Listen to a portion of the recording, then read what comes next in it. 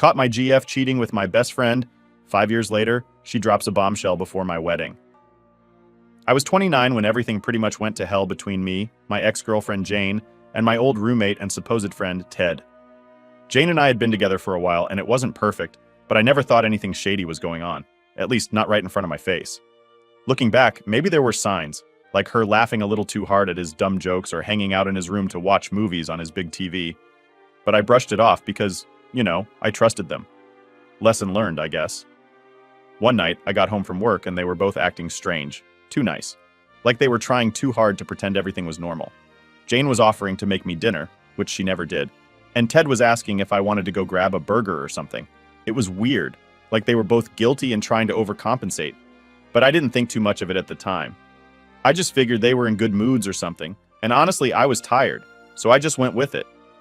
Then one night, the truth came out in the worst possible way. I was dead asleep when my phone buzzed with a text from a mutual friend, Kyle, at like 2 a.m. It was a screenshot of a chat where Jane was talking to one of her friends about how she and Ted had been hooking up for months. Months. My head was spinning. I wanted to believe it was some twisted joke, but I knew Kyle wouldn't lie about something like that. He just said, "Dude, I thought you should know." And that was it. I remember just staring at the screen, feeling sick. My hands were shaking, and it was like every happy moment I'd had with Jane and every late night hangout with Ted just dissolved. I mean, this was the girl I was planning to propose to, and my friend who I'd let crash with us so he could get back on his feet. I felt like an idiot. After a few minutes, I decided to confront them. I stormed out of my room and went straight to Ted's door. I didn't even knock. I just threw it open. And there they were, sitting together on his bed, acting like two guilty kids caught with their hands in the cookie jar. The look on their faces told me everything. Jane stuttered some nonsense about how she wanted to tell me and that it just happened. Just happened? Like I was supposed to believe that kind of garbage. I felt like everything was in slow motion. There was yelling. I don't even remember half of what I said, just that I was furious. Ted tried to act tough, telling me it wasn't a big deal, because according to him, Jane and I weren't working out anyway. And Jane just sat there, looking like she was about to cry, but honestly, I didn't care. She had months to talk to me if she was that unhappy, months to end things instead of doing whatever it was they were doing. When things started calming down, well, as much as they could calm down in that situation, I told them both to get out. I didn't care where they went, I just wanted them out of my sight. Ted tried to talk to me, saying he didn't mean for things to get this far, like that somehow made it better. Meanwhile, Jane just kept saying she never wanted it to happen this way. It was all excuses, all things they thought would make me feel better, I guess. But nothing they said could fix it. I ended up crashing on a friend's couch that night, just needing to be anywhere but in that apartment. The next morning, after 0 hours of sleep, I decided it was time to leave for good. I went back to the apartment to grab my stuff, and of course, they were both still there. Jane tried to stop me from leaving, going on about how she never wanted to lose me as a friend, which is a joke because friends don't do what she did. I threw whatever I could into bags and boxes, not even bothering to pack things neatly. I just wanted out. Ted stood in the corner, avoiding eye contact like the coward he is. Finally, I was done, and I told them both that I wanted nothing to do with them ever again. Jane looked like she wanted to say something, but I didn't stick around to hear it. I just left and didn't look back. After that, I was done with them, done with the whole scene. I didn't tell our mutual friends what happened because honestly, I figured they'd find out soon enough. But here's the part that really stung. They didn't care. A few people reached out to say they were sorry for the drama, but when it came down to it, they chose to stay friends with Jane and Ted. I didn't know whether to laugh or be pissed, but it just confirmed what I needed to do. I cut them all off. Every last one. I went back to my home state, changed my number, got rid of all my social media, and basically disappeared from that entire friend group. It felt brutal at first, like I was leaving behind everything I knew, but honestly, I knew I had to do it. I was never going to move on if I kept holding on to those people who didn't have my back. So I let go of all of it, and I never looked back. Not once. It was hard, especially at first. There were days when I felt like maybe I was being too harsh or letting my anger control me, but every time I'd even think about reaching out, I'd remember that night and how they both looked at me like I was the one out of place. Like I was ruining some love story they cooked up in their heads. I mean, really? I wasn't the one sneaking around and lying to people's faces. Life wasn't perfect right after that. I went through a rough patch trying to rebuild things on my own. But slowly, I found new friends, got my career on track, and started moving up. Bit by bit, I built a life I could be proud of. And eventually, I met Ashley. She's everything Jane wasn't: honest, loyal, and yeah, actually respectful of the people in her life. She knew about my past and was cool with how things were. She respected that I'd left all that behind me and never tried to dig it back up. And with her, I actually started to feel happy again. So here I was, years after the fact, engaged to the most amazing woman I could imagine, and miles away from the drama. I thought I was free and clear, that I'd put all that baggage behind me for good. But as it turns out, I was wrong. Jane and Ted weren't finished with me just yet. All right, so I'm finally in a good place, right?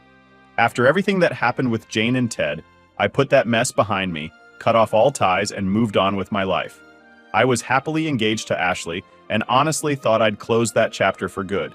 But turns out that wasn't going to be the case. It all started with one simple post. I'm not a huge social media guy, but I figured, hey, why not share some good news?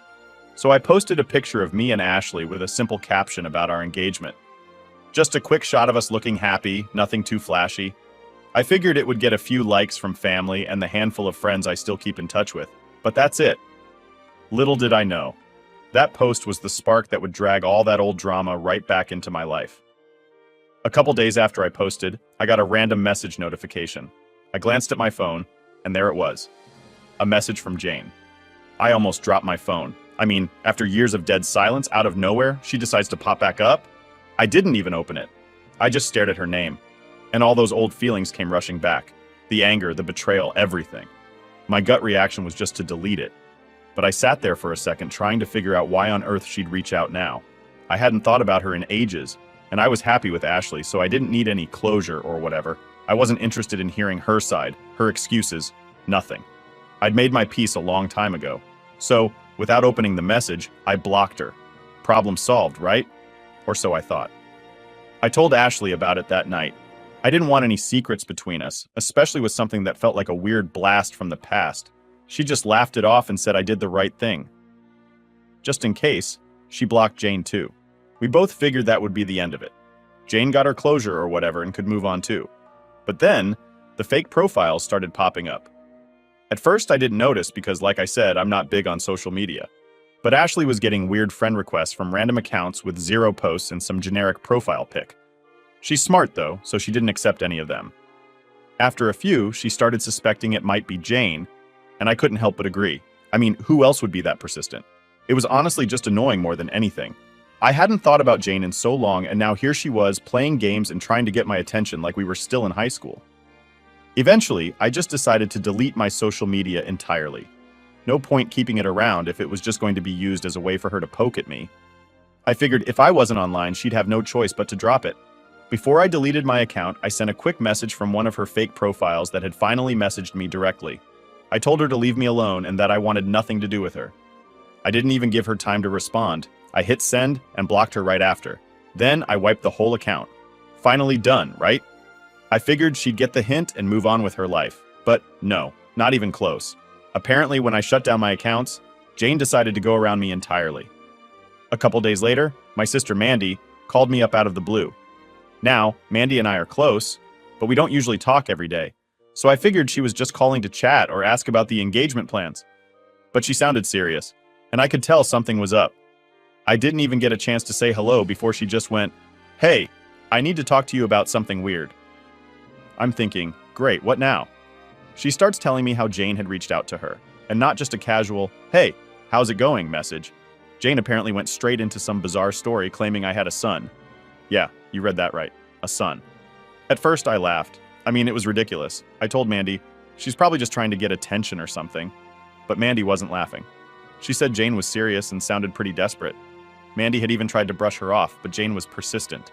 She'd sent her pictures of this kid, saying how much he looked like me, talking about how she never wanted to keep this a secret, blah blah blah. I didn't buy it. The way I saw it, this was just Jane's last-ditch effort to get my attention. I mean, if this was true, she had years to come forward. If this kid was mine, wouldn't she have tried to contact me about child support, or at least told me when she found out she was pregnant? It made no sense to me, and I told Mandy as much. But Mandy said Jane seemed pretty insistent. I could tell Mandy wasn't sure what to believe either, which only made it weirder. The whole thing messed with my head. I tried to brush it off as another one of Jane's lies, but a part of me was stuck on the what if? Like, what if she was actually telling the truth? The timing seemed way too convenient, and I wasn't exactly in the mood to believe anything that came out of her mouth, but the idea of having a kid out there, it's not something you can just ignore.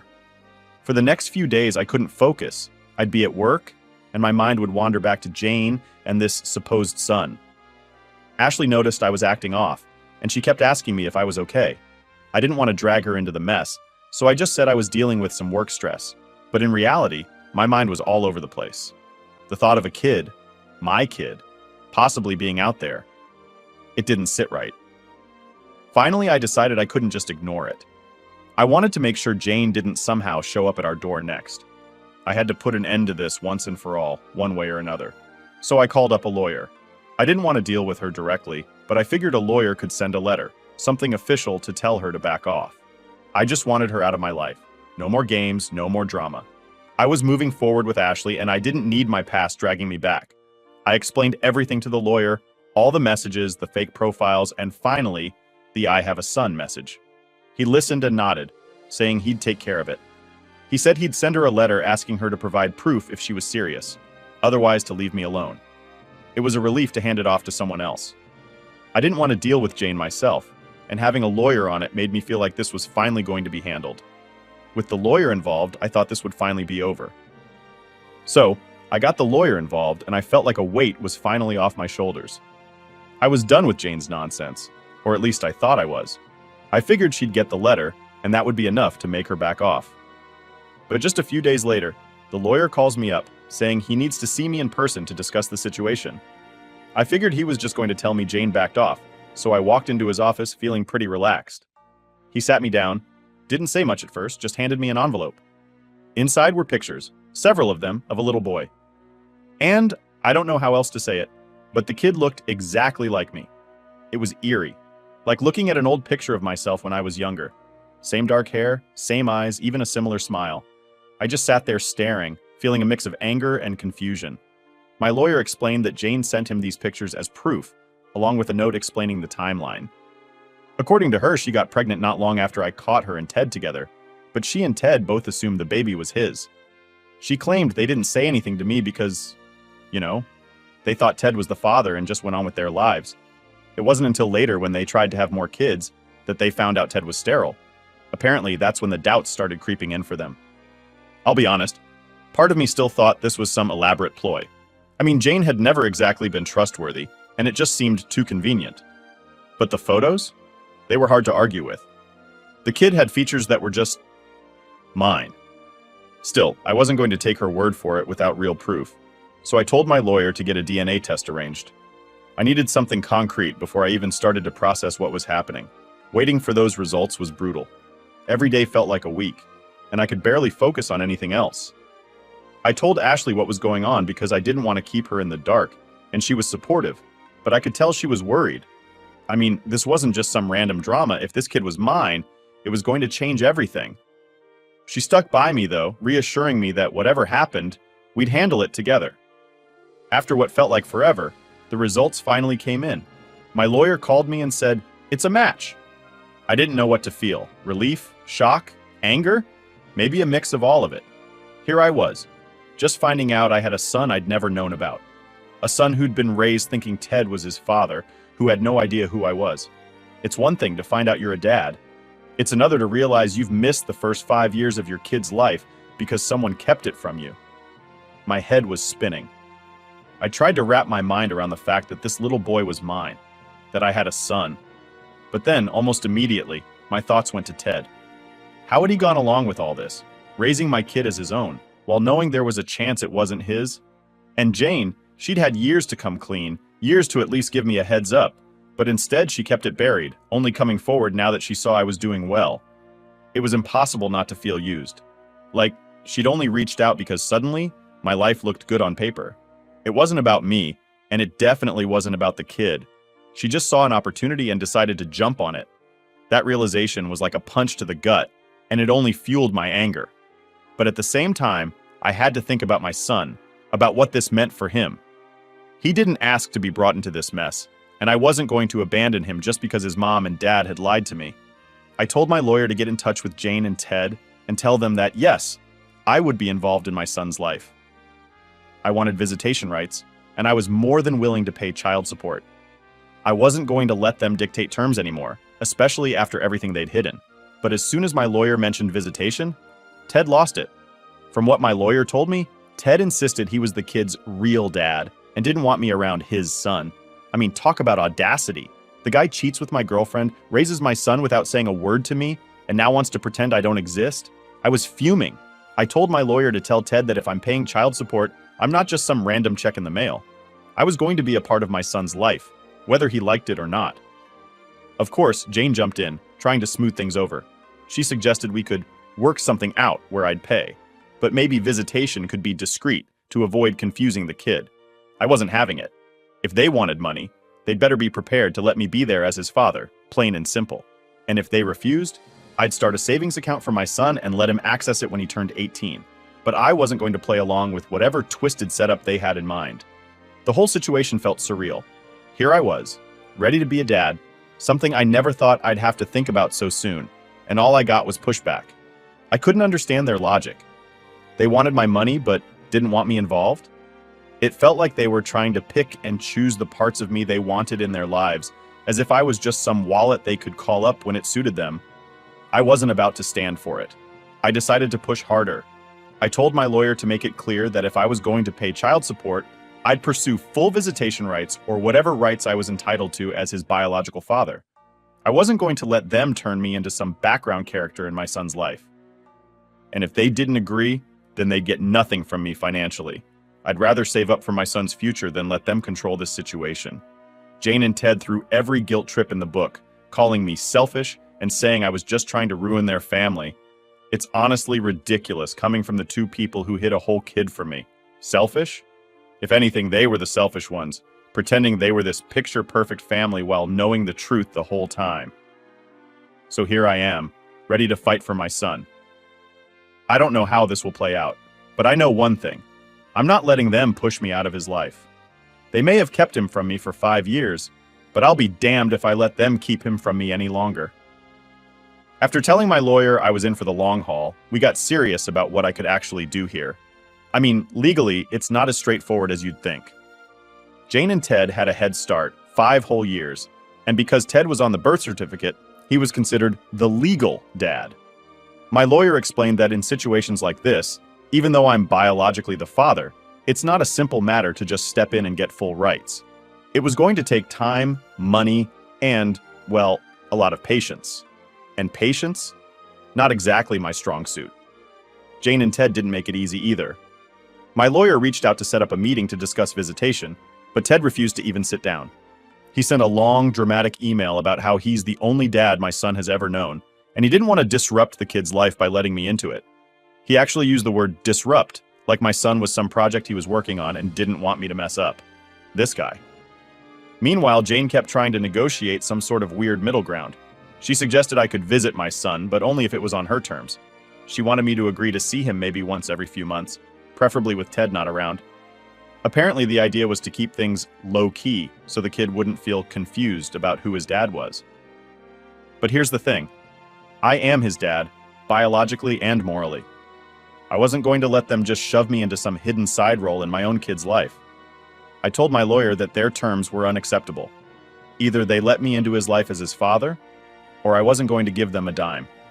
They couldn't have it both ways, no matter how much they tried to make it sound reasonable. And, predictably, they flipped out. Jane was suddenly sending emails filled with guilt trips, stuff about how I was hurting my son by refusing to contribute financially.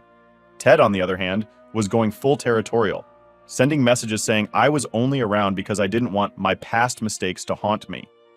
Mistakes? My son wasn't a mistake. If anything, the only mistake here was trusting either of them in the first place. So, my lawyer went back and forth with them for weeks.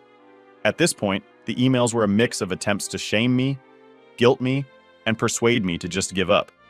But every time I'd sit there and think about my son.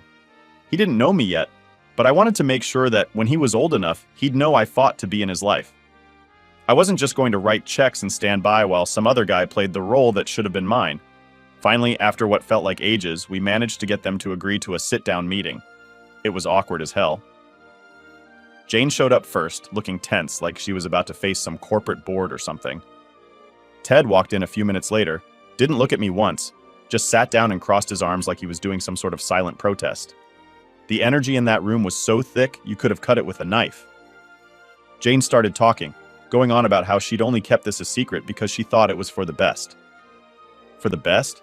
I asked her, barely able to keep my voice steady. How was keeping a kid from his father for 5 years for the best? She stammered through some excuse about thinking Ted was his dad and how she didn't want to complicate things by bringing me into it. Then Ted chimed in, finally deciding to speak, and he was in full-on defensive mode. I raised him. I taught him to ride his bike. I've been there for every scraped knee, every school project, he said, like I was some intruder trying to steal his kid. The thing is, I get it. He's been there. He's done the dad stuff. But that doesn't change the fact that I'm the biological father, and I deserve the chance to be there too. We argued for hours, back and forth, until it felt like we were just repeating ourselves. They kept circling back to the idea of what's best for him, but what they really meant was what's best for us. They wanted me in the background, out of sight, just the bank account they could tap into whenever they wanted. They kept throwing in lines like, well, we don't want to confuse him, but the kid's 5 years old.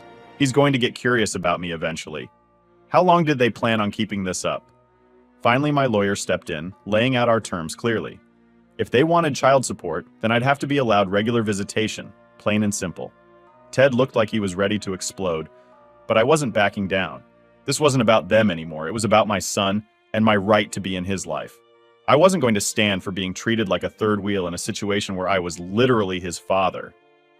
Jane tried one last play, saying maybe we could revisit the idea in a year or two once my son was more used to things.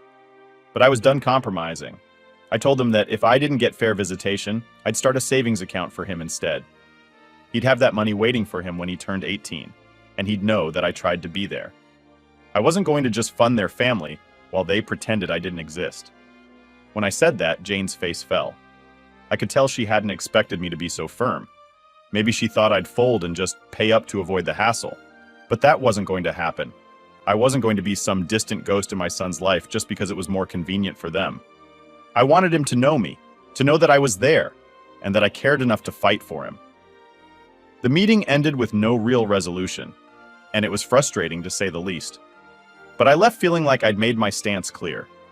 They knew I wasn't just going to disappear into the background, no matter how much they wanted that. And if they wanted my financial support, they were going to have to give a little too. As I walked out of that room, I felt this mix of anger and sadness. Anger because of everything they put me through, and sadness because, in a twisted way, Ted was right. He'd been there for those years that I couldn't be, and nothing I did would change that. But that didn't mean I was going to give up. I was going to be in my son's life, whether they liked it or not. Walking out of that tense meeting, I felt drained but determined. It was clear by then that Jane and Ted would make this as difficult as possible, but I knew I couldn't just walk away from my son.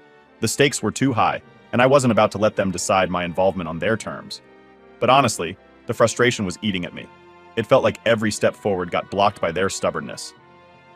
A couple of weeks went by, and things went mostly quiet.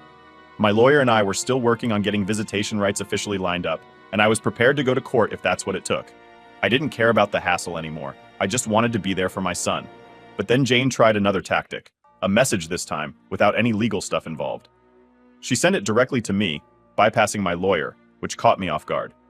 It was like she was trying to appeal to me personally, hoping to find some common ground, or maybe convince me to change my stance. Her message started out friendly, which threw me. She said something along the lines of, "I've been thinking about things, and I realize this has all been hard on you too." She went on about how she didn't intend to hurt me back then, and that, in some twisted way, she thought she was doing what was best for our son. She added that Ted was still having a hard time accepting the situation and felt threatened by me suddenly being in the picture. I'll admit, part of me wondered if she was genuinely trying to make things right, but the other part of me knew better. It wasn't like she suddenly developed a conscience overnight. She'd hidden my son from me for years, let Ted play dad, and only came clean when it was convenient for her. Her message felt more like another angle she was working than an actual apology. Still, I kept reading, wanting to see where she was going with it. Then she dropped what I think was her real point. She suggested a compromise. She said she could see me having a relationship with our son, but only if I agreed to limit it to a few visits a year and avoid telling him the truth about who I was. She called it a chance to keep things peaceful for everyone. She painted it like she was doing me a favor, offering me this tiny role in my own son's life while keeping Ted as the main figure. At that moment, any thought I'd had about giving her the benefit of the doubt went straight out the window. A few visits a year and some silent role? I wasn't about to be a glorified uncle in my own son's life. If she thought I'd be okay with that, she clearly didn't know me at all. I fired back a message that was short and direct. If I'm paying child support, I'm his dad. Period. Take it or leave it. She didn't reply, and I figured that was the end of that conversation. A couple more days went by, and just when I thought things were cooling off, Ted called. This was the first time I'd actually heard his voice in years, and to be honest, it sent a rush of anger through me. But I forced myself to stay calm and let him speak. He started by saying he wanted to clear the air, and that he thought we could find a way to work this out like adults. I had my doubts, but I kept listening. He admitted that he'd struggled with the whole situation, and that he was trying to come to terms with it. He even threw in some comments about how he respected that I wanted to step up and be involved. But then he got to the real point. He said he was afraid that my involvement would confuse our son, that it might make him feel like he had two dads, which, according to Ted, wasn't healthy for a kid his age. I'll be real. He almost had me with the "let's work this out like adults" angle. But the more he talked, the more it became clear he was just trying to get me to back off. He wasn't interested in finding common ground. He was interested in keeping things exactly how he wanted them, with me in the background. I cut him off mid-sentence and told him straight up, if I'm going to be paying, I'm going to be a part of his life. I'm not here to make things easy for you or for Jane. This is about my son. Ted tried to jump back in, saying something about how I was ruining a family, but I wasn't having it.